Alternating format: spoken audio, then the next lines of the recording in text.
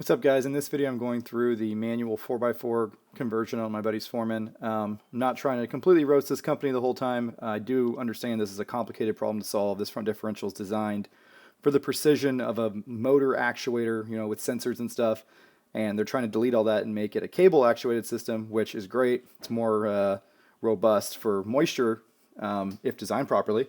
However, it's tricky to do. The Pioneer 1000 has cable actuated lockers, and they do that by having a separate cable for 4x4 and the locker.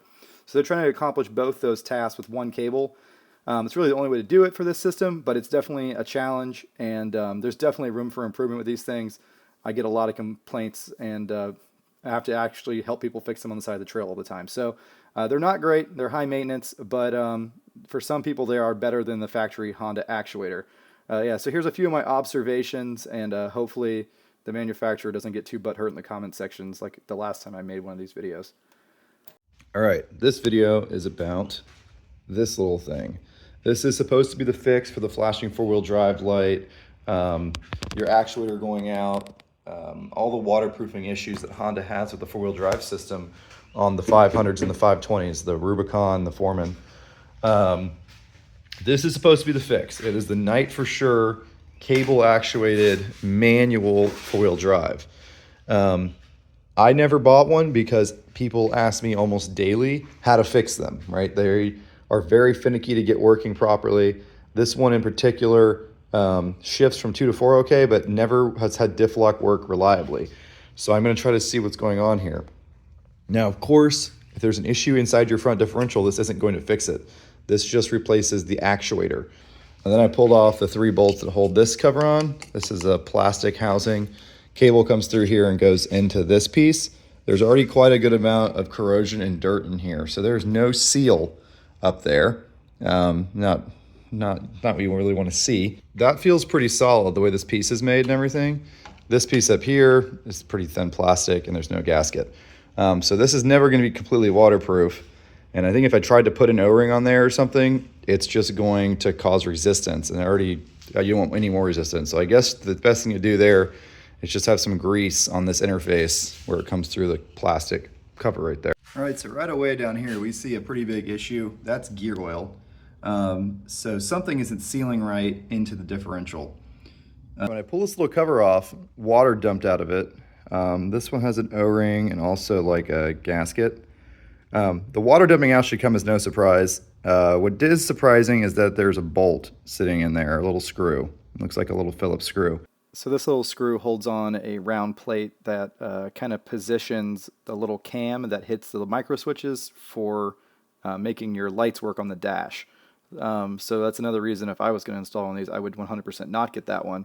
It's just more complication. But that screw is bouncing around, jamming stuff up, and so is that little disc you see right there. But yeah, so I Loctited that back in.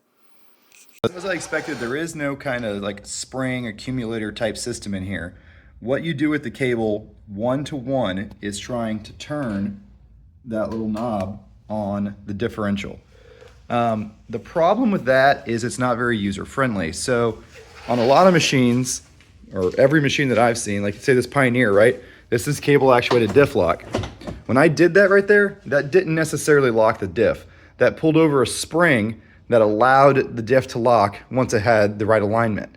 If you look at like an 80 series Land Cruiser, right? You look at those diff lock actuators, there's an electric motor that turns a big spring, and then once the splines line up, the spring has the tension on the mechanism and then it clicks in. This doesn't have that, which means there's a degree of user competence required because your thumb is doing that spring action and you have to feel it to slide it into gear once the splines for 2- and 4-wheel drive line up. And then for the diff lock, there's actually 3 pins that have to slide into 3 holes. So your thumb has to do that. So there is a learning curve here with how to use this thing properly. And that is going to be a problem for a lot of people that just aren't, I don't want to say mechanically competent, but haven't seen the inside of how these differentials work. Now I know what someone's going to say. There's a spring in here and there's a pretty powerful spring in the bottom. Doesn't that work like the springs, say in the Pioneer 1000? So you can just push it over, get it in the spot, and then it'll lock in. No. Those springs hold pressure on the cable to help it work smoother. They help it disengage but those springs do nothing to help it engage. The only thing engaging it is your thumb, right? So if it's not ready to go in, it's not gonna go in, right? Just wanted to make that point. I think those springs were kind of intended to kind of work like the way the Pioneer works, but they didn't quite get there. Number one, the Pioneer, you're not using a little thumb screw, right? A little thumb paddle. You have this big old lever. So you can take this lever, you can throw it up here with a good amount of force and load that spring. And that's enough force to where when the diff lines up, it can lock itself in.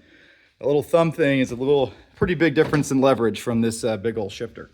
So it is not the most foolproof system in the world or the most user-friendly, but if you take your time with it and you think about what's going on in there and you don't force it, it can work if properly maintained. Of course, this is all full of gear oil, which is kind of a mess. There's not really a great seal between the differential and this actuator. Maybe they intend for gear oil to get in there. That would be fine, except for the fact that this one has the switch unit, right? So now gear oil's getting into here with all these switches and stuff, and boy, it's just a mess. So I definitely wouldn't get the one with the switches, because now you got more potential leak points. You got cables coming into here. You know, if I had one, I could probably keep it working because I rebuilt these differentials and I know what's going on inside there. And also I do a lot of maintenance, but it's not going to be a super user-friendly zero maintenance type thing. There's a big spring in the base of this cam where the cable hooks up to it, and that's what turns that piece. And there's also a big spring in the base of this one up here. So it does have some kind of centering mechanisms, but that means your thumb is working against both those springs when you're trying to actuate the diff, which makes it a little harder to feel what's going on with this guy, right? This is what you're turning to engage the diff. All right, another thing that's pretty goofy is that it has this big rubber donut thing that goes between the actuator and the case. I guess it's like a secondary seal. So I reinstalled it with the O-ring and this rubber thing to give it the best chance of being waterproof. All right, I got the bottom all assembled. Now I'm cleaning up the top. So I completely disassembled it. This piece has a lot of corrosion and mud and stuff down in the bearing, which eventually is going to cause all kinds of fun things to happen. So I'm cleaning all that out. This is the preload spring. It sits down in here like that. And to get that off, you just kind of take a screwdriver and kind of pry it, and it's a press fit into that bearing. The biggest problem I've seen with this, which is just like an obvious oversight design flaw, is that there's no seal between the cover and this cam mechanism up top.